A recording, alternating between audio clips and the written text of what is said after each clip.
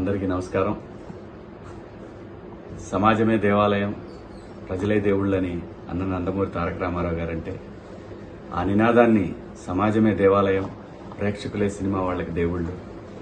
అలాంటి ఒక రైతు కుటుంబం నుంచి వచ్చిన నాకు ఒక పేరు ఇచ్చినటువంటి ప్రేక్షకులు ఎప్పుడు కూడా నాకు దేవుళ్ళతో సమానం. నా జీవితంలో నేను నమ్మేది ఒకటే, మనం మనలాగా ఉంటే ప్రేక్షకులు ఎప్పుడు ఆదరిస్తారు, మనం నటిస్తే ఆ రోజు వాళ్ళ హృదయాల్లో నుంచి పక్క దోసేస్తారనేది నేను ఎప్పుడు నమ్మే సిద్ధాంతం. అలాగే నా కోసం అహర్నిశలు పనిచేసినటువంటి అభిమానులందరికీ కూడా మీకు చేతులెత్తి నమస్కరిస్తూ మీకు పాదాభివందనాలు తెలియజేసుకుంటున్నాను. బిగ్ బాస్ సీజన్ 7 జర్నీ నా లైఫ్లో ఒక మధురానుభూతి. ఈ పాఠశాలలోకి లైఫ్లో ఒక్కసారి అడ్మిషన్ దొరికింది ఏ మనిషికైనా. సో అలాంటి అవకాశం నాకు ఇచ్చిన స్టార్ మాకి, ఎండమోల్కి నేను సదా రుణపడి ఉంటాను.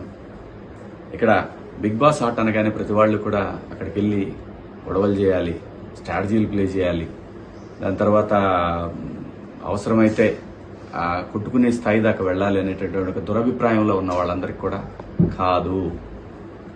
ఇది నిజంగా ఒక పాఠశాల, దీంట్లో డిసిప్లిన్ చాలా అవసరం, ఇది మనకు లైఫ్ పాఠాలు నేర్పుతుంది అనేది చెప్పాలనుకున్నాను. ఈ షో ద్వారా అందరికీ చెప్పాను. ఆ అవకాశం నాకు స్టార్ మా ఇచ్చింది.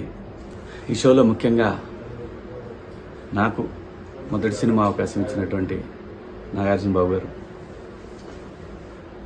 ఎంత అద్భుతంగా ఆయన నుంచి కూడా హౌస్లో జరిగేటటువంటి మనం చేస్తున్నటువంటి మిస్టేక్స్ని చాలా అందంగా అందరికీ నచ్చే విధంగా చెప్పడం అనేది ఈ షోలో హైలైట్గా అనిపించింది నాకు. ఎందుకంటే ఆయన ఇండస్ట్రీలో ఎంతోమంది దర్శకుల్ని, ఎంతోమంది ఆర్టిస్టులను పరిచయం చేశారు. అటువంటి ఒక సూపర్ స్టార్ ఈ షోకి హోస్ట్గా ఉండటం అనేది నిజంగా కంటెస్టెంట్లకి అదృష్టం. ఈ సీజన్ 7లో కూడా బాబు గారే ఉండటం అనేది డెఫినెట్గా ఒక సాటి ఆర్టిస్ట్గా చాలా గర్వంగా అనిపించింది నాకు. ఆయన ప్రతి వారం ఒక మాస్టర్ లాగా అందరికీ చెప్పడం, అందులో ముఖ్యంగా నాకు అవకాశం ఇచ్చినటువంటి దేవుడు నాగార్జున బాబు గారు, ఆయన చెప్పడం అనేది నాకు చాలా బాగా అనిపించేది. మాట్లాడదాం అనగానే నేను ఎక్కడా కూడా భయపడే మనిషిని కాదు. అలాంటిది బాబు గారి దగ్గరికి వచ్చేసరికి 1కి 100 సార్లు ఆలోచించి మాట్లాడేవాడిని. ఏదైనా తక్కువ మాట్లాడాలి, ఎక్కువ మాట్లాడకూడదు అనేది చాలా బలంగా ఎప్పుడు నేను ధైర్యంగా మాట్లాడతా. బాబు గారితో కూడా ధైర్యంగానే మాట్లాడాను, కానీ చాలా తగ్గి మాట్లాడేవాడిని. ఎందుకంటే నేను ఆ గౌరవం ఇవ్వకపోతే నేను మనిషిలాగా కాదు.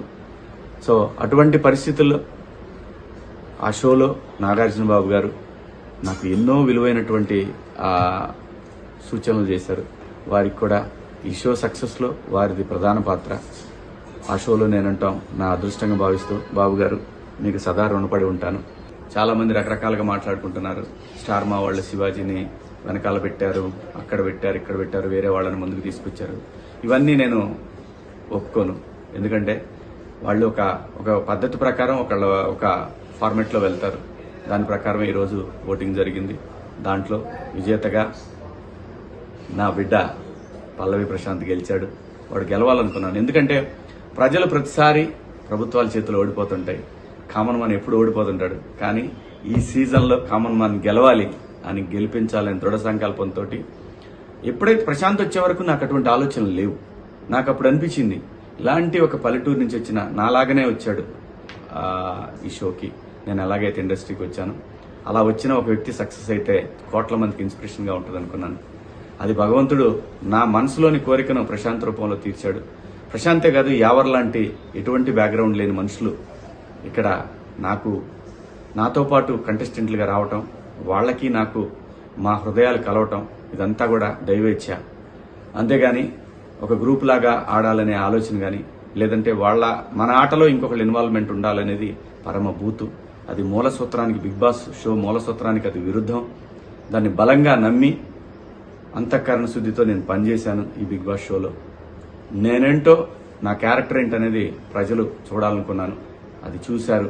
కోట్ల మంది అభిమానులుగా వాళ్ళ గుండెల్లో నన్ను పెట్టుకున్నందుకు ప్రతి ఒక్కళ్ళకి కూడా పేరు పేరున హృదయపూర్వక నమస్కారాలు తెలియజేసుకుంటూ, నాకు సపోర్ట్ చేసినటువంటి నా అభిమానులందరికీ కూడా, మీ అందరికీ కూడా పాదాభివందనాలు. త్వరలోనే మిమ్మల్ని కలుస్తాను. ఇప్పుడే ఇంటికి వచ్చాను, కలుస్తాను. Thank you so much.